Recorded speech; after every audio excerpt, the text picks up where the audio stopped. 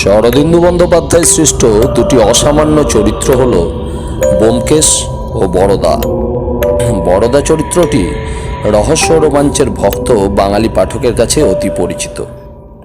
গল্পবাবুর আসরে আমাদের আজকের নিবেদন এই বরদা সিরিজেরই গল্প মরণ ভোমরা। প্রথম যখন গল্পটি পড়ি তখন অদ্ভুত এক রোমাঞ্চ ছড়িয়ে পড়েছিল মনের মধ্যে, আর সেই রোমাঞ্চের রেশ রয়ে গেছিল অনেক দিন। আজ পুনরায় এই গল্পটি পড়ব ভেবে রোমাঞ্চিত হয়ে উঠেছি, তার সাথে কিঞ্চিত শঙ্কিতও। অসামান্য এই গল্পটি ফুটিয়ে তুলতে পারবো তো? আসুন শুরু করা যাক আজকের গল্প মরণ ভোমরা।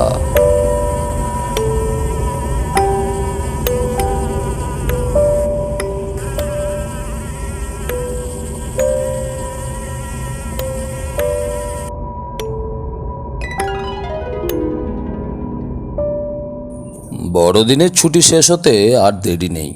গত কয়দিনে পশ্চিমা বাতাস দিয়ে দুর্জয় শীত পড়েছে। সন্ধ্যার পর আমরা মাত্র 3 জন ক্লাবের সভ্য চারিদিকের দরজা জানলা বন্ধ করে দিয়ে চিমনির গনগনে আগুনের সামনে বসেছিলাম। বাইরের আকাশে ছেঁড়া ছেঁড়া মেঘ ও প্রবল বায়ু মিলে একটা দুর্যোগ সৃষ্টির চেষ্টা করছিল। অমূল্য বলল, আজ আর কেউ আসছে না, চলো বাড়ি ফেরা যাক। 3 জনে ভূতের মতো বসে থেকে কোনো লাভ নেই। 4 জন হলেও না হয় ব্রিজ খেলা যেত। বড়দা স্তিমিত নেত্রে আগুনের প্যানে চেয়ে বসেছিল। কতকটা যেন অন্যমনস্কভাবেই বলল, সেবার এই ডিসেম্বর মাসে কসৌলি গিয়েছিল। ওহ বাপ, কি শীত! মাথার ঘিলু পর্যন্ত জমে যাবার জোগাড়। পালিয়ে আসতাম যদি না একটা ভারী আশ্চর্যের ব্যাপার ঘটে সব ওলট পালট করে দিত। আচ্ছা, কত বড় গঙ্গা ফড়িং তোমরা দেখেছো বলো দেখি? অমূল্য বলল, আষাঢ়ে গল্প ফাদার মতলব, এসব চালাকি চলবে না বড়দা। আমি উঠলুম। আমি জিজ্ঞাসা করলাম, কসৌলি গিয়েছিলে কেন? বড়দা বলল, কুকুরে কামড়েছিল। সেই কথাই তো। অমূল্য বলল, জানি সেই বিষ এখনো তোমার শরীর থেকে বেরোয়নি। আমি আর এখানে থাকছি না, তোমার গঙ্গা ফুরিং নিয়ে তুমি থাকো। অমূল্য উঠে পড়ল। শালখানা ভালো করে গায়ে জড়িয়ে ঘোমটার মতো করে মাথায় দিয়ে দরজার দিকে এগিয়ে গেল। দরজা বন্ধ ছিল।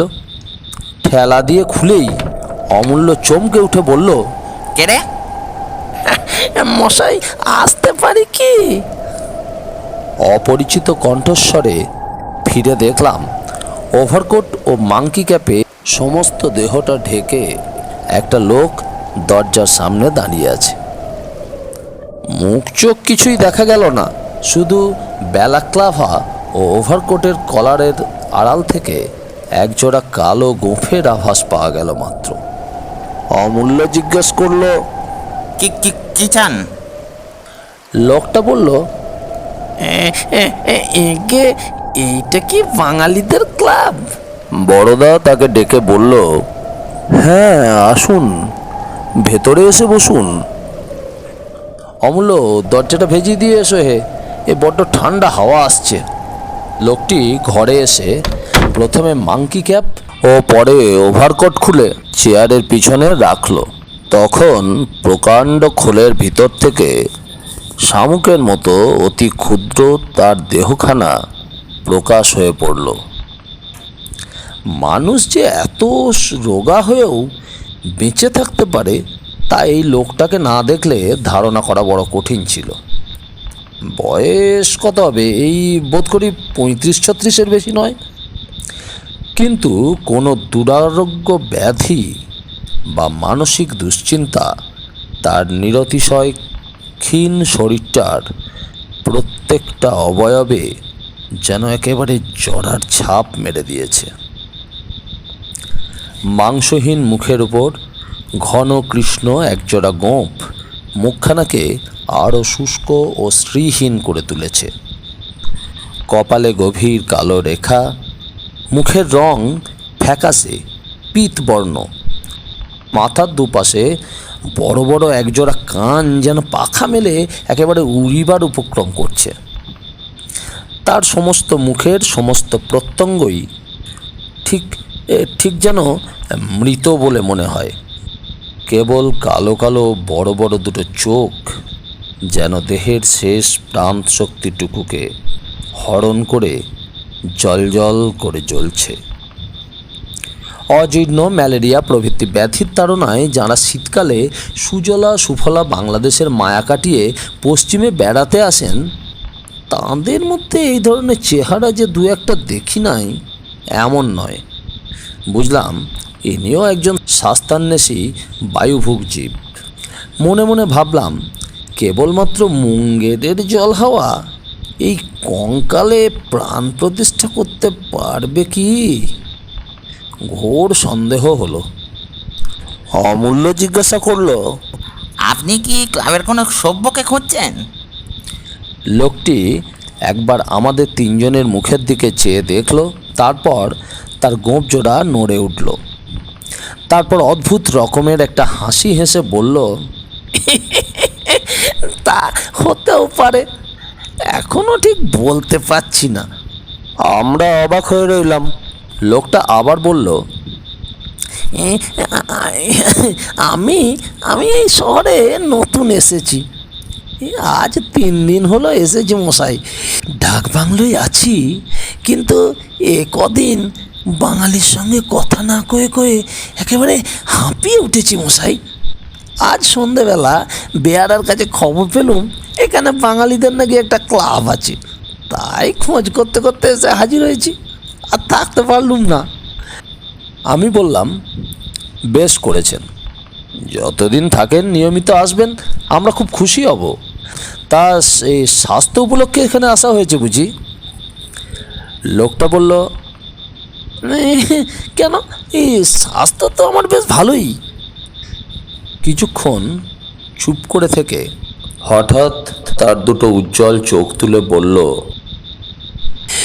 সেজন্যে নয় মশাই, মৃত্যু আমাকে যেন একেবারে একেবারে তাড়া করে নিয়ে বেড়াচ্ছে, তাই সমস্ত ভারতবর্ষময় একেবারে ছোটাছুটি করে বেড়াচ্ছি, কিন্তু কিন্তু রেহাই নেই।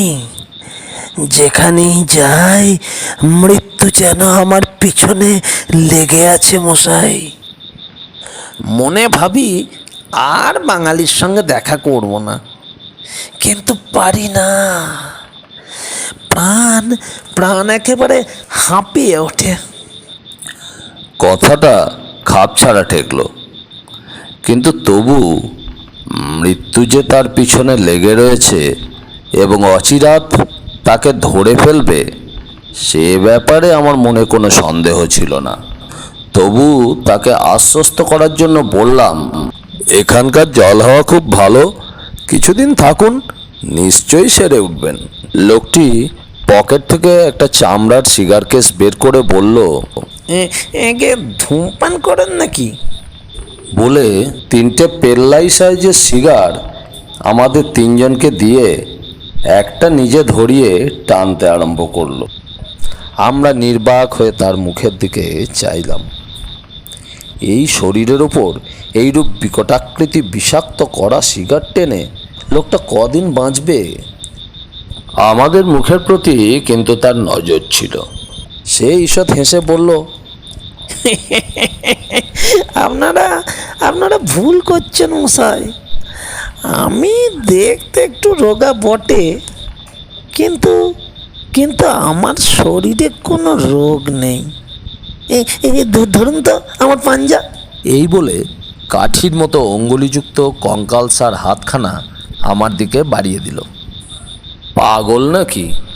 আমি তাড়াতাড়ি বললাম, না না, সে কথা বলিনি, আমি বলছিলুম, ধরুন ধরুন পাঞ্জা।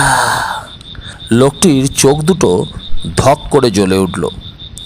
আমরা মনে মনে প্রমাদ গুনলাম, কোথা থেকে একটা উন্মাদ এসে জুটল। আমরা পরস্পর মুখ তাকাতাকি করছি দেখে লোকটা নাছোড়বান্দা হয়ে বলল, আগে আপনারা ভাবছেন রোগা বলে আমার গায়ে জোর নেই। ভুল ভুল, পাঞ্জায় গামা পালোয়ানও আমাকে হারাতে পারবে না। এ ধরুন ধরুন পাঞ্জা। কি করি, নিরুপায় হয়েই তার পাঞ্জা ধরলাম। নিজের দৈহিক শক্তি সম্বন্ধে ভালো ধারণাই ছিল। ভয় হলো বুঝি একটু চাপ দিলেই ওই প্যাঁকাটির মতো আঙুলগুলো মটমট করে ভেঙে যাবে। কিন্তু তার হাতে হাত দিয়েই বুঝলাম সে আশঙ্কা অমূলক। তার আঙুলগুলো ইস্পাতের তারের মতো আমার আঙুলগুলোকে জড়িয়ে ধরল। আমি যতই জোর দিই তার কবজি ততই লোহার মতো শক্ত হতে থাকে। আমার কপালে বিন্দু বিন্দু ঘাম দেখা দিল। চেয়ে দেখলাম আমার প্রতিদ্বন্দ্বীর মুখ নির্বিকার, দাঁতে সিগার চেপে স্বচ্ছন্দে ধোঁয়া ছাড়ছে। ক্রমে আমার হাত অসাড় হয়ে আসতে লাগলো। তারপর সবিস্ময়ে দেখলাম হাতখানা অজ্ঞাতসারে ঘুরে যাচ্ছে। আমার কবজির কাছে মট করে একটা শব্দ হলো। ব্যাস, একেবারে কাবার। বলে লোকটা পাঞ্জা ছেড়ে দিল। আমি স্তম্ভিতভাবে অবশ হাতখানা তুলে বসে থাকলাম। খানিকক্ষণ কেউ কোনো কথা বলল না। লোকটা আধ বোঝা চোখে সিগার টানতে লাগলো। অবশেষে অমূল্য জিজ্ঞাসা করলো, তা মশাইয়ের নামটি কি? সে বলল, ভূতনাথ শিকদার। দেখলেন তো যা বললুম সত্যি কিনা? রোগ আমার শরীরে নেই মশাই, রোগ আমার শরীরে নেই। রোগ রোগ এই যে এইখানে। বলে নিজের কপালে তর্জনী ঠেকালো। বড়দা নিজের চেয়ারখানা ভূতনাথ শিকদারের পাশ থেকে একটু সরিয়ে নিয়ে বলল, আপনি আপনি যে অদ্ভুত শক্তির পরিচয় দিলেন তা তো চোখে দেখেও বিশ্বাস হচ্ছে না। ভোজবাজি বলে মনে হচ্ছে, কিন্তু শরীর যদি আপনার নিরোগী হয় তবে আপনি এত রোগা কেন? মাথায় কি কোনো অসুখ আছে নাকি? ভূতনাথ শিকদার বলল, মাথার অসুখ নেই। অসুখ অসুখ আমার কপালের, মানে ভাগ্যের। বলছি তো, মৃত্যু আমাকে তাড়া করে নিয়ে বেড়াচ্ছে। বড়দা বলল, কথাটা আর একটু খোলসা করে না বললে ঠিক বুঝতে পারছি না। শিকদার চুরুটে দু তিনটে টান দিয়ে যেন কি চিন্তা করলো, শেষে বলল, আচ্ছা বলছি তাহলে, কিন্তু এ কথা শোনার পর আর আপনারা আমার মুখ দর্শন করতে চাইবেন না। এই ভয়েই তো দেশ দেশান্তরে পালিয়ে বেড়াচ্ছি, বাঙালি ছায়া মারাতে চাই না, কিন্তু শেষ পর্যন্ত পেরে উঠি না। আপনারা আমায় মাফ করবেন। আমি আমি একটা মহা অলক্ষণ। যাদের সঙ্গে মিশি তাদেরই অমঙ্গল হয়। তার কথাগুলো এমন একটা অবসন্ন করুণ রেশ রেখে গেল যে কিছু না বুঝেও আমার হৃদয় সহানুভূতিতে ভরে গেল। হয়তো হয়তো লোকটি জীবনে অনেক দুঃখ শোক পেয়েছে, তাই তার মাথাটা কিছু খারাপ হয়ে গিয়েছে।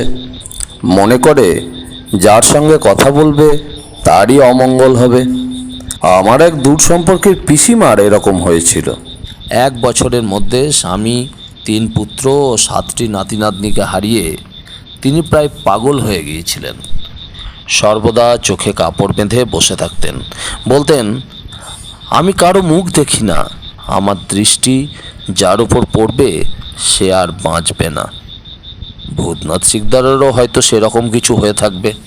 আমি বললাম, তা হোক, আপনি বলুন, ও সব অলক্ষণ কুলক্ষণ আমরা মানি না। শিকদার বলল, আপনাদের তরুণ বয়স, ওসব না মানাই স্বাভাবিক। ভূত প্রেত, পরকাল, সূক্ষ্ম দেহ এসব আপনাদের মানতে বলছি না, কিন্তু কিন্তু আসন্ন দুর্ঘটনা যে আগে থাকতে মানুষের জীবনে ছায়াপাত করে, এ কথাও কি আপনারা স্বীকার করেন না? আমরা চুপ করে রইলাম। শিকদার বলতে লাগলো, তবে ব্যাপারটা গোড়া থেকেই বলি, আমি যে কেন মনুষ্য সমাজ থেকে একটা ঊর্ধ্বশ্বাসে পালিয়ে বেড়াচ্ছি তা শুনলে আপনারা হয়তো আমাকে বদ্ধ পাগল মনে করবেন, কিন্তু কিন্তু বিশ্বাস করুন, আমি পাগল নই। আমি আপনাদের মতোই সহজ মানুষ, পাঁচজনের সঙ্গে মিলেমিশে হেসে কেঁদে সাধারণ মানুষের মতো জীবন কাটাতে চাই, কিন্তু কিন্তু পারি না। কেন পারি না জানেন? ভয়, দারুণ ভয়ে আমি কারোর সঙ্গে মিশতে পারি না। একটা মহা আতঙ্ক সব সময় আমাকে গ্রাস করে আছে। যখন একলা থাকি বেশ থাকি, কিন্তু কিন্তু আপনারাই বলুন তো, মানুষ মানুষ একলা সঙ্গীহীনভাবে কতদিন থাকতে পারে? তাই মাঝে মাঝে ছুটে বেরিয়ে পড়তে হয়। আমি আমি বিবাহ করিনি। কেন করিনি তা সহজেই বুঝতে পারবেন। বাপ মা অনেক দিন গত হয়েছেন, আত্মীয় স্বজনও এখন বড় কেউ নেই। এই চিতপুর রোডে আমার পৈতৃক বাড়িখানা এখনো বিক্রি করিনি। টাকাও যথেষ্ট আছে, কিন্তু তবু একটা সৃষ্টি ছাড়া অন্ধকার ধূমকেতুর মতো কেবল শূন্যের পানে ছুটে বেড়াচ্ছি। কেন? যখন আমার এই 16 বছর বয়স, তখন একদিন গ্রীষ্মের দুপুর বেলায় 3জন সমবয়স্ক বন্ধুর সঙ্গে আমি আমাদের বাড়ির তেতলার একটা ঘরে বসে তাস খেলছিলাম। সেই সেই দিনটা হচ্ছে আমার জীবনের একটা অভিশাপ। স্কুলে গরমের ছুটি হয়ে গেছে, রোজই আমাদের এইরকম খেলা বসে। তেতলার এই ঘরটি দিব্যি নিরিবিলি। চিতপুর রোডের চিৎকার সেখান পর্যন্ত পৌঁছয় না, শুধু মাঝে মাঝে এই ট্রামের ঢং ঢং শব্দ শোনা যায়। সেদিন আমরা 4জন নিবিষ্ট মনে বসে খেলছি। এমন সময় খোলা জানলা দিয়ে একটা কালো ভোমরা ঘরে ঢুকে আমাদের ঘিরে ভন ভন ভন ভন করে ঘুরতে লাগলো। খেলায় এত তন্ময় ছিল যে প্রথমটা লক্ষ্যই করিনি, কিন্তু সেটা যখন মাথার চারিদিকে ঘুরপাক খেতে আরম্ভ করলে, তখন আমরা 4জনই উঠে তাকে তাড়াবার চেষ্টা করতে লাগলুম। কিন্তু সেও কিছুতেই যাবে না। পাখা দিয়ে, ব্যাডমিন্টনের ব্যাট দিয়ে তাকে যতই মারার চেষ্টা করি, সেও ততই আমাদের লক্ষ্য এড়িয়ে কখনো নিচুতে, কখনো প্রায় কড়িকাঠের কাছে উঠে ঘুরতে থাকে। আমরা যেই আবার খেলতে বসি, অমনি আমাদের কানের কাছে এসে ভোঁ ভোঁ শব্দ করে উঠতে আরম্ভ করে। প্রায় আধ ঘন্টা হবে তার পিছনে লেগে থাকার পর যখন আমরা হায়রান হয়ে পড়েছি, তখন ভোমরাটা ভন ভন করে এসে আমাদের মাথার চারিদিকে চক্র দিয়ে নিজে থেকেই জানলা দিয়ে বেরিয়ে গেল। বাইরে তপ্ত বাতাসে তার ক্রুদ্ধ গুঞ্জন ক্রমে ক্ষীণ হয়ে মিলিয়ে গেল। নেই, একদম নেই, একেবারে মিলিয়ে গেল। গোপাল বললে, দেখ ভাই, আশ্চর্য ভোমরা। একবার আমি ব্যাডমিন্টনের ব্যাট দিয়ে মারলুম, ঠিক মনে হলো ভোমরাটা দাঁতের ভেতর দিয়ে গলে গেল। বীরেন বললে, ধুর, অত বড় ভোমরা কখনো ওইটুকু ফাঁকের মধ্যে দিয়ে গলতে পারে? হরিপদ বললে, কিন্তু এই কলকাতা শহরে ভোমরা এলো কোত্থেকে ভাই? কাছে পিঠে তো কোথাও বাগানও নেই। সত্যিই তো, ভোমরা এলে কোত্থেকে? আমরা নানা রকম আঁচ আন্দাজ করতে লাগলুম, কিন্তু কোনোটাই বেশ লাগসই হলো না। তখন তখন আমাদের বয়স কম, এই ভোমরা কোত্থেকে এলো এই সমস্যা নিয়ে বেশি মাথা ঘামালুম না। কিন্তু ভোমরাটাকে মন থেকে সম্পূর্ণ ঝেড়ে ফেলতেও পারলুম না। পরদিন পরদিন দুপুরে গোপাল তাস খেলতে এলো না। তিনজনে খেলা ভালো জমলো না। সারা দুপুর গল্প করে আর গোপালকে গালাগাল দিয়ে কাটিয়ে দিলুম। গোপাল গোপাল থাকতো গ্রে স্ট্রিটে। বিকেলবেলা তার বাড়ি গিয়ে দেখলুম সে বিছানায় শুয়ে আছে, মাথায় বরফ দেওয়া হচ্ছে। আমায় দেখে চিনতে পারলে কিনা বোঝা গেল না। চোখের দৃষ্টি ঘোলাটে লাল। শুধু একবার গেঙিয়ে গেঙিয়ে কি একটা কথা বললে, মনে হলে যেন বললে ভোমরা। তার চারিদিকে ডাক্তার আর বাড়ির লোকের ভিড় করেছিল, কিন্তু কাউকে জিজ্ঞেস করতে পারলুম না গোপালের কি হয়েছে। পরে শুনেছিলাম সর্দি গর্মি, সানস্ট্রোক। আমি চুপি চুপি চোরের মতো বাড়ি ফিরে এলুম।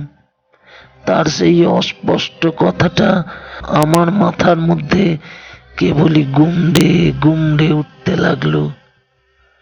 ভোমরা, ভোমরা। পরদিন পরদিন গোপাল মারা গেল। সেই থেকে কি করে জানি না আমার মনের মধ্যে গেঁথে গেল সেই ভোমরাটা ছিল মৃত্যুর দূত। গোপালের দিন যে ফুরিয়ে এসেছে এই খবরটা সে আমাদের দিতে এসেছিল। তারপর থেকে এই 20 বছরের মধ্যে কতবার ভোমরা দেখেছি জানেন? 321 বার। আর আর একবারও একবারও আমার ভোমরা দেখা নিষ্ফল হয়নি। নির্বাপিত সিগারেটটা আগুনের মধ্যে ফেলে দিয়ে শিকদার আর একটা সিগারেট ধরালো। আমরা নিস্তব্ধ হয়ে বসে থাকলাম। শিকদার বলল, প্রথম প্রথম মনে হতো বুঝি আমার মনের ভুল, কিন্তু তা নয়।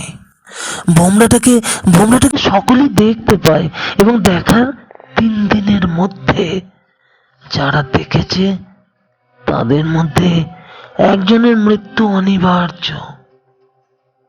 বাবা মারা যাবার আগে ভোমরা দেখলুম, মার বেলাতেও দেখা পেলুম।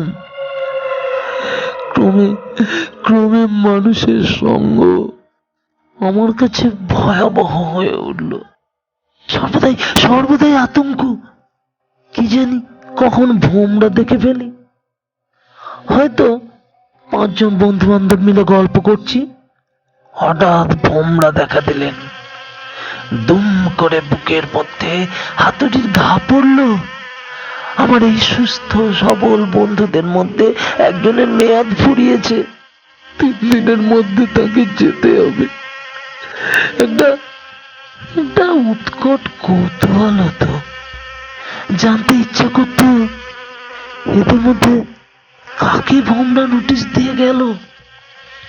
মনে মনে আন্দাজ করবার চেষ্টা করতুম এবার কার পালা, কিন্তু কিন্তু আন্দাজ ঠিক হতো না। ভোমরার মৃত্যু পরোয়ানার মধ্যে ওইটুকু ছিল যেন একটা কৌতুক। কার উপর সমন জারি করে গেল শেষ পর্যন্ত বোঝা যেত না। একবারকার ঘটনা বলি। বর্ধমানে আমার মামার বাড়ি গিয়েছি। মামার অনেকগুলি ছেলে মেয়ে। পৌঁছানোর পরদিন সকালবেলা আমরা সকলে মিলে বারান্দায় বসে চা খাচ্ছি। এমন সময় ভোমরার আবির্ভাব হলো। আমার বুকের ভেতরটা ধড়ফড় করে উঠল। সুবি বলে আমার একটা বছর দশেকের মেয়ে দেয়ালের ধারে বসে চা তৈরি করছিল। ভোমরাটা উঠতে উঠতে দেয়ালে ঠক্কর খেয়ে টপ করে পড়লো একেবারে সুবির মাথায়। সুবি হাউ মাউ করে উঠে দাঁড়াতেই জ্বলন্ত স্টোভটা উল্টে গিয়ে তার কাপড়ে আগুন ধরে গেল। ভোমরা ভোঁ করে উড়ে পালালো। আমরা 5 জন মিলে সুবির কাপড়ে আগুন নেভালুম বটে, কিন্তু তার পা দুটো ঝলসে সাদা হয়ে গেল। ডাক্তার এসে ওষুধপত্রের ব্যবস্থা করে বলে গেলেন, সিরিয়াস কিছু নয়, খুব বেঁচে গেছে। আমি মনে মনে বললুম, বেঁচে মোটেই যায়নি, এ ভোমরার নোটিশ, ব্যর্থ হবার নয়। ঘা থেকে সেপটিক, তারপরেই সাপ। দুপুরবেলা সুবির জ্বর এলো। সন্ধ্যার সময় আমি একটা ছুতো করে ঊর্ধ্বশ্বাসে বর্ধমান ছেড়ে পালালুম। সুমিটা বড় ভালো মেয়ে ছিল জানেন। মামাতো ভাই বোনের মধ্যে তাকেই সবচেয়ে বেশি ভালোবাসতুম। বাড়ি ফিরে এসে কাউকে কিছু বললুম না। যথা সময়ে টেলিগ্রাম এলো, সুবীর কিছু হয়নি, মামা হঠাৎ হার্ট ফেল করে মারা গেছেন। ভোমরার অভিসন্ধি বোঝবার চেষ্টা করেছিলুম, তাই সে আমার সঙ্গে একটু ইয়ার্কি করে এলো। আমার মনের অবস্থাটা একবার ভেবে দেখুন। সর্বদা যেন মৃত্যুর দূতকে সঙ্গে করে নিয়ে বেড়াচ্ছি। অনেক ভেবে ভেবে একটা মতলব ঠিক করলুম। দিনের বেলা যতদূর সম্ভব একলা থাকতাম, রাত্রিরে বাড়ি থেকে বের হতুম। মনের ভাবটা এই যে রাত্রিরে তো আর ভোমরা আসতে পারবে না। কিন্তু আমার ফন্দি খাটলো না। দিন রাত্রি নির্বিচারে ভোমরা আসতে লাগলো। রাত্রিরে কানামাছির মতো টাউরি খেতে খেতে আসে, আবার টাউরি খেতে খেতে চলে যায়। আমার মানসিক অবস্থা ক্রমে লোকের দৃষ্টি আকর্ষণ করতে লাগলো। আত্মীয় স্বজন, বন্ধু বান্ধব সকলেই জিজ্ঞেস করে, তুই এমন কোনো হয়ে যাচ্ছিস কেন? চেহারাটাও দিনে দিনে ভূতে পাওয়া গোছের হয়ে যাচ্ছে, হয়েছে কি? আমি চুপ করে থাকি। কি বলবো? সত্যি কথা কিছুতেই মুখ ফুটে বলতে পারি না। অতঃপর বাবা মারা যাবার পর থেকে এই নিরুদ্দেশ যাত্রা শুরু হয়েছে। মানুষের কাছ থেকে পালিয়ে বেড়াচ্ছি মশাই, কিন্তু মৃত্যুদূত আমার সঙ্গ ছাড়ে না। এক এক সময় হাত জোর করে ডাকি, মরণ ভোমরা, তুমি এবার আমাকে নাও, এই দুঃসহ শাস্তি থেকে আমাকে নিষ্কৃতি দাও। কিন্তু আমার প্রার্থনা মঞ্জুর হয় না। এ সংসারে কেবল আমি যেন অমর, সকলের মৃত্যু পরোয়ানা বয়ে বেড়াচ্ছি। শিকদারের কণ্ঠস্বর একটা গভীর নিরাশার মধ্যে মিলিয়ে গেল। তার কথাগুলো ঘরের মধ্যে যেন একটা অবাস্তব দুঃস্বপ্নের জাল বুনে দিয়েছিল। আমরা আগুনের দিকে তাকিয়ে মহাচ্ছন্নের মতো বসে রইলাম। কিছুক্ষণ পরে অমূল্য জিজ্ঞাসা করলো, আপনি শেষ কবে মরণ ভোমরা দেখেছেন? শিকদার চোখের ওপর দিয়ে ডান হাতখানা একবার চালিয়ে বলল, 7 দিন আগে আগ্রায় তাজ দেখতে গিয়েছিলুম। সেখানে একটি বাঙালি দম্পতির সঙ্গে দেখা হলো।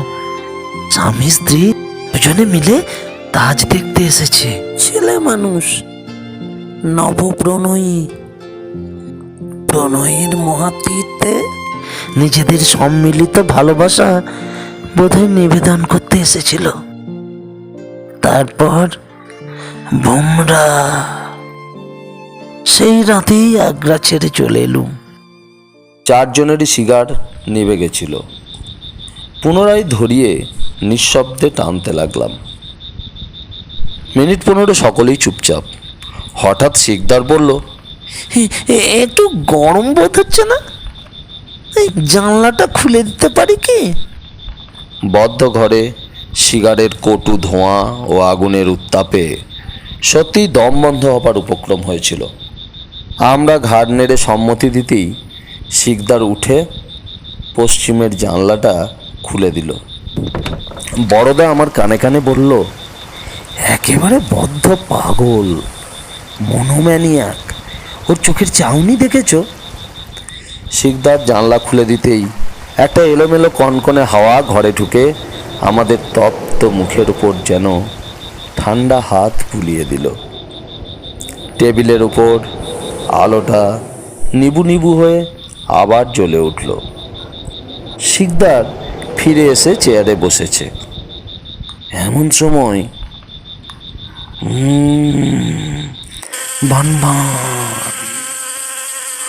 ও ও ও কিসের শব্দ? চারজনই চেয়ারের উপর সোজা শক্ত হয়ে বসলাম। পরক্ষণেই খোলা জানলা দিয়ে একটা কালো কুচকুচে ভোমরা পাখার শব্দে আমাদের মগজ ভরে দিয়ে ঘরের মধ্যে ঢুকে পড়ল। মন্ত্রমুগ্ধের মতো আমরা তার দিকে তাকিয়ে রইলাম। ভোমরা টেবিলের ওপর বাতিটাকে একবার প্রদক্ষিণ করলো, তারপর শোঁ করে ওপরে উঠে গিয়ে ছাদে বাধা পেয়ে টপ করে মেঝেই পড়ে গেল। কিছুক্ষণ তার গুঞ্জন নিস্তব্ধ। আবার ভন করে শব্দ হলো। ভোমরা মেঝে থেকে উঠে একেবারে বিদ্যুৎ থেকে খড়ময় উড়ে বেড়ালো। তারপর আমাদের কানের পাশ দিয়ে ছুটে গিয়ে জানলা দিয়ে বের হয়ে গেল। তার গুঞ্জন ক্ষীণ থেকে ক্ষীণতর হয়ে অবশেষে মিলিয়ে গেল। শিকদার উঠে দাঁড়ালো। তার চোখ দুটো পাগলের মতো প্রায় চিৎকার করে বলল, ক্ষমা করুন, ক্ষমা করুন, আমি একটু অভিসম্পাত, আর কখনো আমার দেখা পাবেন না। বলে ওভারকোট ও টুপি ফেলে ঝড়ের মতো ঘর থেকে বের হয়ে গেল। আমরা তিন বন্ধু বিহ্বল জিজ্ঞাসুভাবে পরস্পরের মুখের দিকে চাইলাম। বুকের ভেতর তোলপাড় করতে লাগলো। 3 দিনের মধ্যে কাকে যেতে হবে?